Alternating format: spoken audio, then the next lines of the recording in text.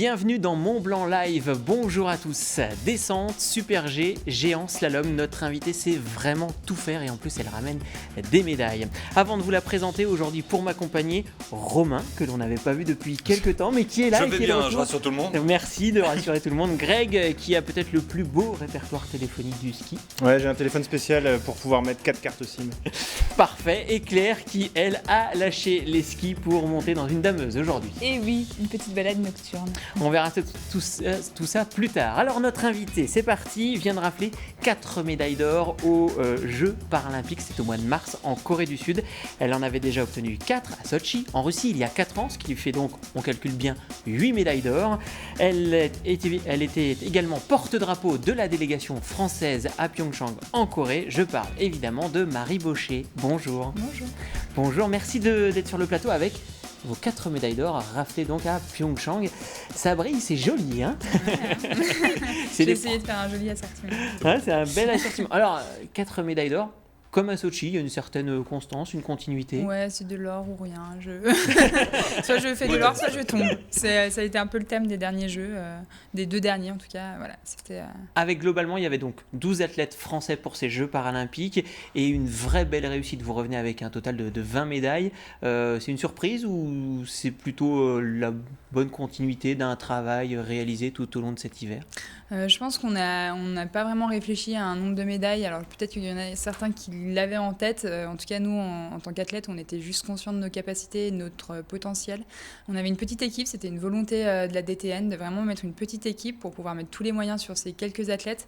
Des athlètes qui étaient quasiment tous médaillés au dernier championnat du monde. Donc voilà, vraiment de mettre vraiment tous les moyens sur quelques athlètes. Donc voilà, ça a été une stratégie qui a payé au final parce qu'on revient avec 20 médailles pour 12 athlètes potentiellement médaillables et voilà, je pense qu'on peut être vraiment satisfait. Alors justement, vous étiez porte-drapeau pendant ces Jeux paralympiques. Vous aviez l'expérience des Jeux à Sochi avec déjà vos 4 médailles d'or. Vous avez donné quoi comme conseil ou comment vous avez géré justement le fait d'être porte-drapeau ? Et on voit les images au passage. Hein. Oui, alors... En fait, moi, j'avais déjà tellement de choses à gérer pour moi que c'était compliqué de vraiment de réfléchir à une stratégie de porte-drapeau, de vraiment réfléchir à ce rôle-là. Mais en fait, c'est un rôle qui est attribué assez naturellement à des sportifs qui véhiculent des valeurs, qui ont des messages, mais qui sont pas des messages forcément destinés à un athlète, mais à l'ensemble de l'équipe. Donc voilà, c'est un rôle que j'ai pris le temps d'accepter quand même. On m'a posé la question, j'ai pris le temps d'y réfléchir parce que j'avais la descente le lendemain. J'avais quand même beaucoup de pression, beaucoup d'attentes qui reposait déjà sur mes épaules, donc d'ajouter ce rôle de porte-drapeau en France auquel on ajoute encore une pression supplémentaire en disant attention, les porte-drapeaux ils font jamais des bons résultats. Je pense qu'avec Martin on s'est quand même démené cette année pour prouver que c'est faux. C'est faux, ça va. Donc voilà, j'espère que ça servira au prochain porte-drapeau et qu'on arrêtera de mettre une pression supplémentaire sur les épaules de cet athlète, mais voilà, ça a été un rôle qui a été que je regrette absolument pas. Il a ajouté une saveur particulière à ces Jeux et en fait ils étaient déjà réussis le soir de la cérémonie d'ouverture. Alors, vous l'avez dit, hein, la descente, c'était dès le lendemain de cette cérémonie d'ouverture. Ça allait très très vite. On a justement ces images de la descente où ça a bien marché. C'est une des médailles d'or. Alors, vous pouvez en dire un mot. Hein. Ouais, c'était une course un peu particulière pour moi, parce que voilà, c'était la première des Jeux. On avait eu qu'un entraînement 2 jours avant la descente, donc voilà, un petit peu quelques petits repères qui manquaient. Il fallait vraiment engager. J'avais fait le choix de vraiment prendre des vrais skis de descente parce qu'on a la possibilité de prendre les skis de Super G en Andy pour faire la descente. Et donc voilà, je suis une des seules, je pense, à avoir vraiment pris les longs skis.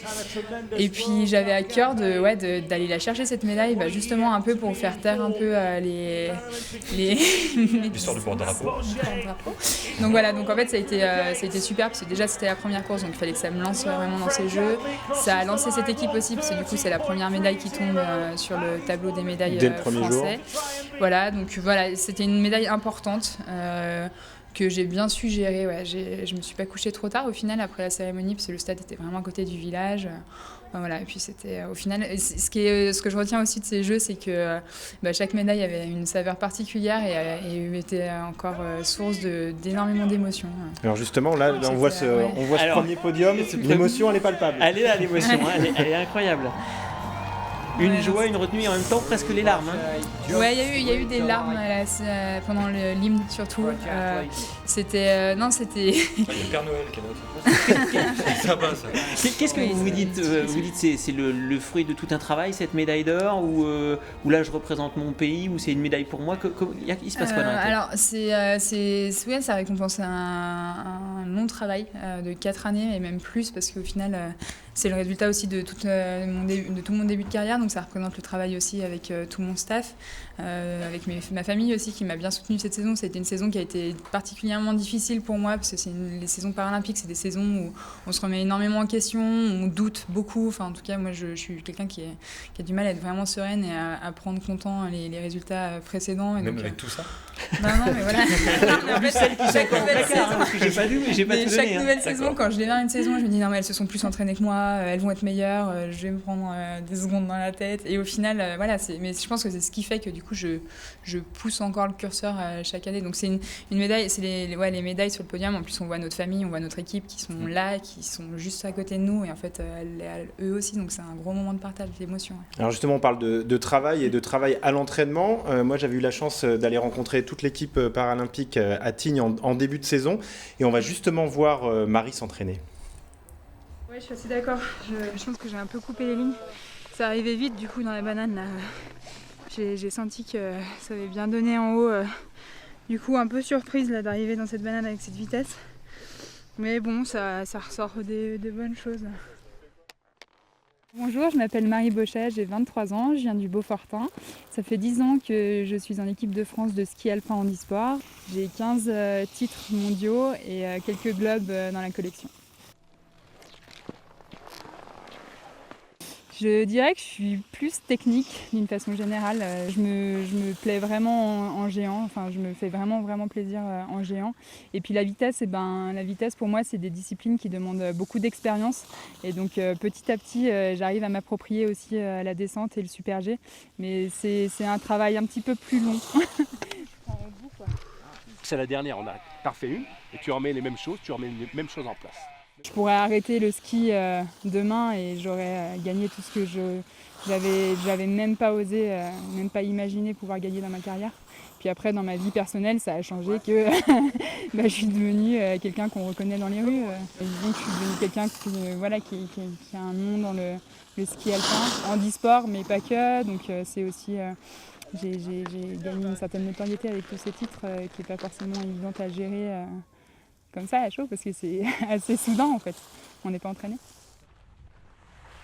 D'arriver au sommet c'est difficile mais d'y rester ça l'est encore plus et donc en fait c'est ça aussi et donc j'ai appris avec les mondiaux où j'ai fait les grands chelems, avec ces jeux à réussir à tourner la page sur la première médaille pour passer sur la deuxième sans penser avoir déjà réussi mes jeux. Donc ça c'est une expérience en plus.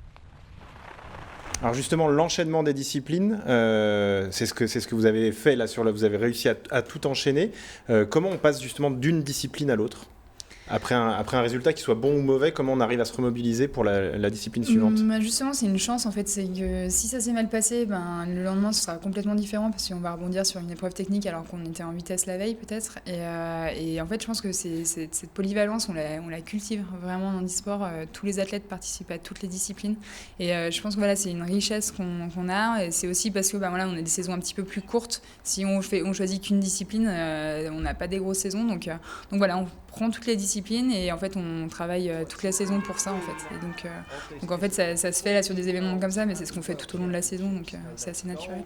Puis vous en parlez également à un moment, ce qui a changé dans votre vie, on vous reconnaît dans la rue. Ouais, alors on m'a reconnue là à Paris, alors je me disais c'est parce que j'ai les tenues des Jeux donc les gens ont vu Et puis le toutes les médailles en propos. même temps. C'est bien au fond du sac justement parce que quand tu te balades, que tu vas manger, tu fais ouais non mais j'aimerais bien être un peu tranquille donc non. Donc je me suis dit c'est les vêtements et en fait non parce qu'un jour je me suis habillée en civil et on m'a reconnue quand même donc c'est assez surprenant en fait, moi ça me surprend et c'est là où on voit vraiment qu'il y a de plus en plus d'impact le fait que les Jeux soient justement retransmis.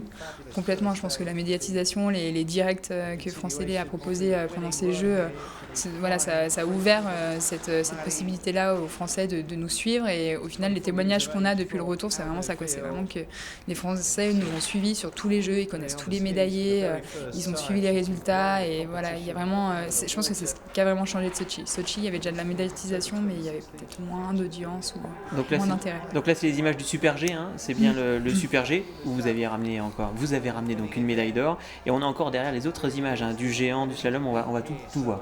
Oui, alors peut-être une petite précision, il y a 3 catégories chez les skieurs paralympiques, est-ce que vous pouvez nous les détailler ? Oui, alors il y a 3 catégories, donc ça veut dire qu'il y a chaque podium par genre, il y a 3 podiums qui sont décernés.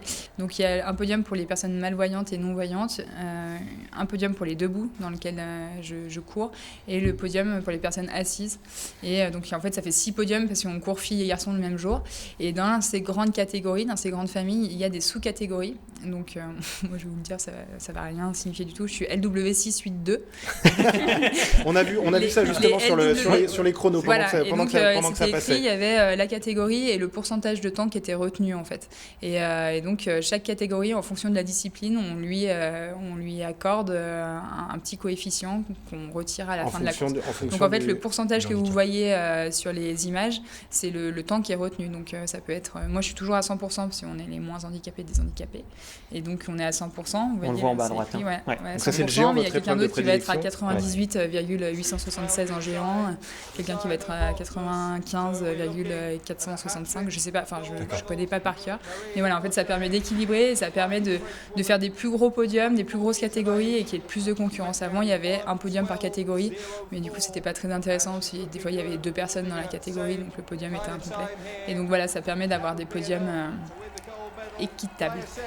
Vous rappelez un peu votre catégorie L, je sais pas quoi, enfin c'est pas un surnom quand même. LW682. Non, on est. C'est encore marqué là. C'est encore marqué, d'accord. LW682. Ah ouais, d'accord. Et donc après, voilà, c'est des calculs un peu mathématiques, c'est un peu compliqué, ça peut être discutable. Non, moi j'essaye de ne pas perdre d'énergie là-dedans. Et au final, dans ma catégorie, les filles qui étaient avec moi sur les podiums, elles sont de ma catégorie. Donc en fait, nous, on était au même coefficient. Donc en fait, les résultats n'ont pas du tout pu être discuter, quoi. Et l'intérêt, c'est qu'on vous voit, en tout cas, quand vous passez la ligne d'arrivée avec ce chronomètre qui peut bouger, évoluer en pourcentage, on sait réellement votre place, en fait. Voilà, c'est quand même l'intérêt. Mais du coup, moi, c'est en temps réel, donc les secondes passent à la même vitesse que des secondes classiques. Mais par exemple, un non-voyant total, il est à 50% du temps, donc ça défile 2 fois moins vite. C'est ce qu'on voit sur le slalom. Et vous parliez de catégories. Est-ce que sur place, on ressent un peu une segmentation où toute l'ambiance, il y a une convergence entre... Non, en fait, c'est pareil. Nous, on a l'habitude de tous courir ensemble, donc on se respecte vraiment tous. Et il n'y a pas une catégorie leader sur une autre. En fait, il y a des sportifs excellents dans chacune de ces catégories, donc il y a un intérêt vraiment pour chacune d'entre elles. Et puis là, il y avait le public, et en fait, le public était quand même beaucoup composé de familles, donc en fait, il y avait des familles de personnes assises, debout, de malvoyants, et en fait, tout le monde se réunissait. Mes parents encourageaient les Canadiens. Et petite précision, vous couriez sur les mêmes pistes que celles des Jeux Olympiques avant ou pas? Oui, exactement. La piste de vitesse était la même. La piste de slalom, donc pour nous, c'était le slalom du super combiné. Et le géant s'est fait sur le bas de la piste de vitesse, en fait. On a tout fait à Jeongseon. Et donc les valides, eux, étaient plus proches du village. Je sais plus comment ça s'appelait, je crois que c'était à Dragon Valley, la station sur laquelle ils ont fait les techniques. Nous, on a tout fait là-bas. Mais du coup, c'était les mêmes pistes que les skieurs en vitesse. Alors, retour sur le bilan, vous avez 4 médailles d'or, mais vous avez participé à 5 épreuves, donc c'est un échec. Terrible échec, cuisant. Non, c'est pas un échec parce que voilà, je tombe au super G du super combiné sur une porte qu'on avait identifiée à la reconnaissance. Mais voilà, en fait, j'arrive un petit peu plus vite que ce qu'on avait pensé. J'avais un des premiers dossards aussi, donc ce qui n'a pas forcément permis au coach de me faire des retours.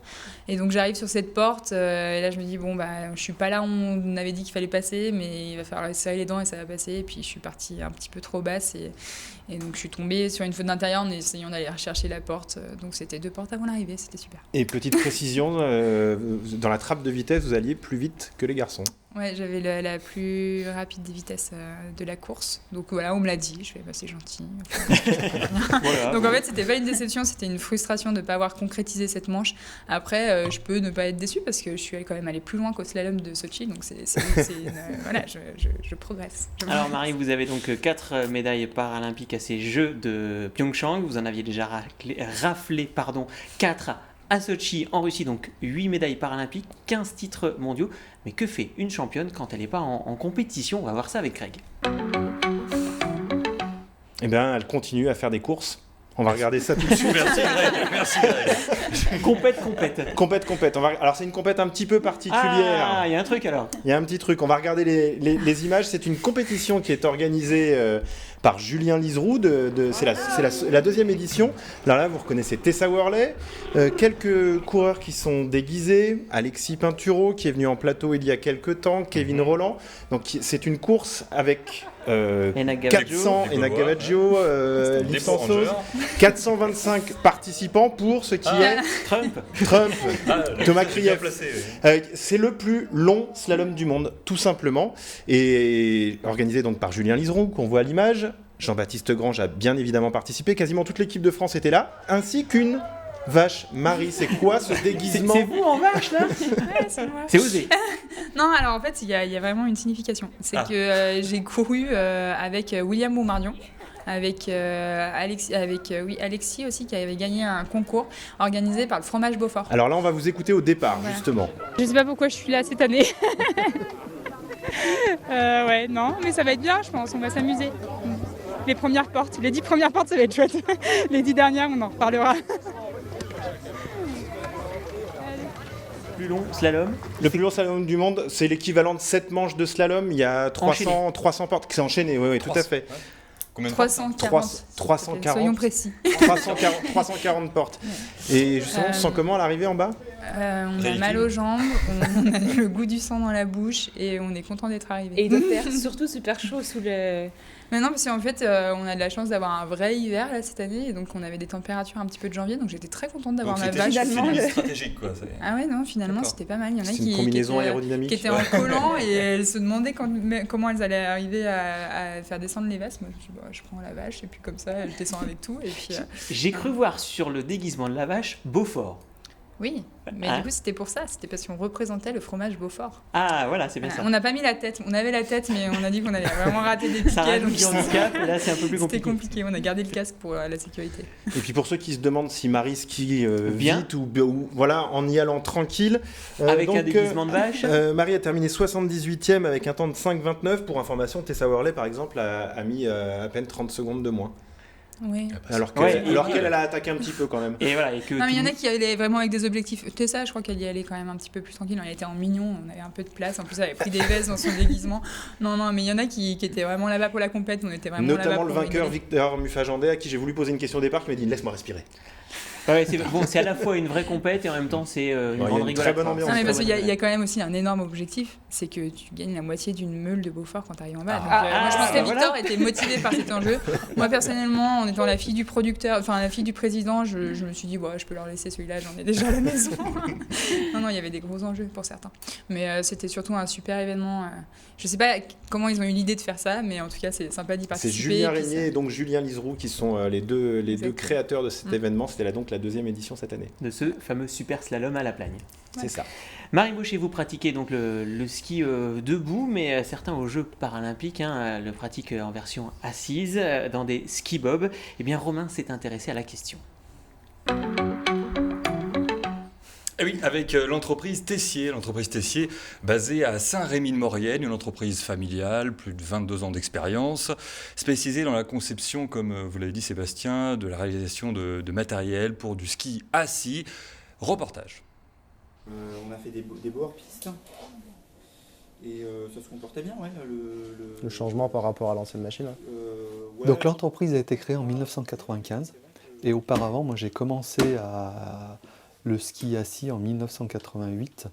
J'ai travaillé dans une association à Saint-Sorlin-d'Arves qui recevait des personnes handicapées, donc à la montagne, en station.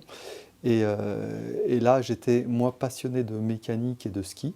Et je ne connaissais pas du tout le handicap et j'ai rencontré les personnes handicapées en travaillant dans ce centre. Donc c'était l'association l'ANAE.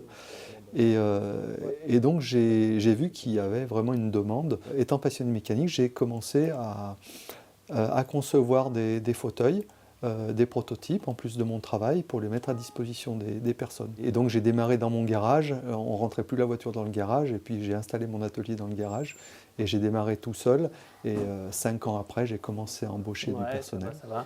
Tu as quelques résultats avec le sabot Ouais, on a des résultats assez intéressants sur la déformation. En 1999, on est descendu à Saint-Jean-de-Maurienne et puis en 2006, on est venu ici à Saint-Jean-de-Maurienne où on a fait construire un bâtiment sur mesure. Et à l'heure actuelle, on est 9 personnes dans l'entreprise. Ici, on rentre dans l'atelier de mécano-soudage. Tout l'entourage, c'est ce qu'on appelle le gabarit. En quelque sorte, c'est le moule qui va servir à souder la pièce. Pour chaque pièce fabriquée par l'entreprise, il y a un gabarit. Vous voyez, ils sont rangés en dessous. Là, il y en a un petit peu de partout sur les étagères. Ça fait partie du savoir-faire de l'entreprise. L'objectif a été de concevoir et de réaliser une gamme complète pour faire skier les personnes, quel que soit leur handicap. Donc on a vraiment une solution pour chaque personne handicapée avec le ski, que ça soit en solo ou en duo. Donc ici on est dans la pièce de montage. Donc c'est Sébastien qui est en train de faire les montages. En l'occurrence là c'est le Scarver, le fauteuil de ski de compétition. Le Scarver c'est effectivement un fauteuil de ski assis qui équipe les sportifs français. Mais aussi des sportifs à l'étranger. Et sur cette saison, on a eu vraiment de très très bons résultats en Coupe du Monde. Et on espère que, bien sûr, aux Jeux paralympiques, c'est ce qui est le plus regardé, le plus médiatisé. Les fauteuils feront des résultats. La société Tessier qui réalise 60% de ses ventes à l'étranger, et on parle de ski assis, mais pas que, il réalise également des concepts comme le fauteuil tandem tout-terrain. Et Greg, ça a bien marché aux Jeux paralympiques. Oui, puisque Frédéric François a obtenu donc 3 médailles. 3 médailles et pas 2. 3 médailles sur un fauteuil Tessier. On pensait que c'était 2, mais Marie nous a corrigé, c'est plutôt 3 médailles. Marie, vous, pour le ski, vous utilisez un matériel spécifique ou pas ? Oui, alors j'ai une prothèse qui a été adaptée par Chablos Orthopédie, une entreprise basée en Isère et maintenant qui s'est bien développée. En fait, c'est une prothèse qui me permet de compenser un petit peu ce déséquilibre un peu à gauche et puis surtout de lisser la catégorie, parce que dans ma catégorie, il y a des personnes à qui il manque les phalanges en fait. Donc du coup, ça me permet de lisser tout ça et de pouvoir aussi travailler un petit peu plus techniquement et de changer un petit peu aussi des positionnements, notamment en slalom. Ça me permet d'aller croiser les piquets sur les pieds gauches. Eh bien, on sait tout sur la compétition avec Marie Baucher. Alors, autour du ski, il y a de nombreux métiers. Claire nous emmène dans une station du côté de Courchevel pour découvrir justement tous ces métiers autour du ski. Je vous emmène du côté de Courchevel et je vous emmène surtout rencontrer Antoine Motillon, qui est un handidameur. Voilà. Suite à un accident de moto à l'âge de 20 ans, il a été paralysé, mais passionné de montagne, il n'a pas renoncé et s'est dit « je vais devenir handidameur ». Il a contacté une société Casborer, qui est un fabricant de dameuses. Et puis il a trouvé une station pour pouvoir pratiquer son métier. Je vous propose de découvrir ça en images. Alors moi je suis paraplégique, donc je me déplace en fauteuil roulant. Donc j'ai une atteinte aux membres inférieurs, j'ai pas de motricité, pas de sensibilité sur les membres inférieurs. Et du coup, je me suis dit pourquoi pas réaliser ce rêve, pourquoi pas devenir dameur et du moins essayer, parce qu'au début j'étais vraiment pas sûr que ça marche. Parce que c'est un métier qui est quand même assez fermé, à la fois il y a beaucoup de demandes, donc il fallait trouver la station qui ait besoin de chauffeurs et qui était prête à adapter le poste. Moi, ma machine, du coup, j'ai un accélérateur à la main qui est situé sur cette poignée-là. Et mon volant, il est remplacé par 2 manettes ici. Donc si je pousse ces 2 manettes-là, la machine va avancer. Et après, en décalant soit l'une, soit l'autre, ça va me permettre de faire pivoter la machine à droite ou à gauche. Il y a le fait de pouvoir aller dans des endroits où personne ne va, voir des choses aussi que personne ne voit sur les domaines, que ce soit comme ce soir, un peu la neige, les tempêtes de neige ou les jours où il fait très beau, les levées de soleil. Il y a aussi le fait que ça soit un métier où mon handicap soit transparent. C'est-à-dire que quand je suis dans la machine, j'ai plus de handicap, plus de fauteuil, plus de différence avec mes collègues. Je peux travailler exactement comme eux avec mes adaptations. Allô, allô ? Oui, bonjour Antoine, c'est Thomas. Ouais, là je pars de la Croisette, je suis sur la piste de Belle-Côte et on remonte vers l'Altipole. Eh ben écoute, pas de soucis, je vous retrouve là-haut. Ça marche, à tout de suite. L'objectif, c'était de ne pas trop non plus apporter quelque chose, mais plutôt intégrer Antoine dans l'équipe des dameurs. Donc pour nous, ça a été un projet qui a fait fédérer l'ensemble de dameurs, l'ensemble des responsables du service damage autour de ce projet-là. Et quand on a rencontré Antoine pour la première fois, on a été très séduit par sa motivation et son idée de venir travailler sur les pistes de Courchevel. Donc on a mis progressivement en œuvre, mais avec beaucoup de réflexion aussi, on a mis en œuvre le projet afin d'aboutir sur quelque chose qui peut être finalisé, et, rassurant et confortable pour tout le monde. Voilà une première saison réussie pour Antoine Motillon. Et puis, coût total de l'aménagement pour équiper cette dameuse, 70 000 € tout de même. Mais la station est prête à continuer ses investissements. Cette expérience, et pourquoi pas. Marie Baucher, votre avenir maintenant, la saison se termine presque, en tout cas les compétitions internationales sont terminées. C'est quoi vos prochains objectifs là, dans les semaines qui arrivent ?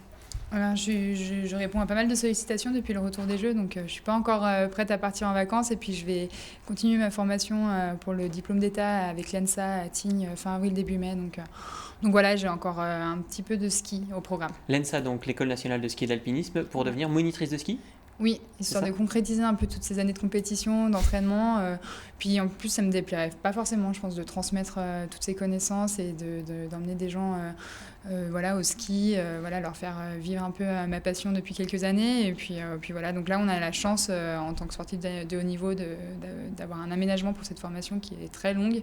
Donc voilà, nous, on a 6 semaines de formation et j'ai dû passer l'Eurotest quand même. Donc j'ai passé l'Eurotest, 6 semaines de formation et après, on est diplômé et on peut emmener des clients. Donc le diplôme, ça pourrait être dès l'été, là, c'est ça, et diplômé pour l'hiver prochain. Si tout se passe bien.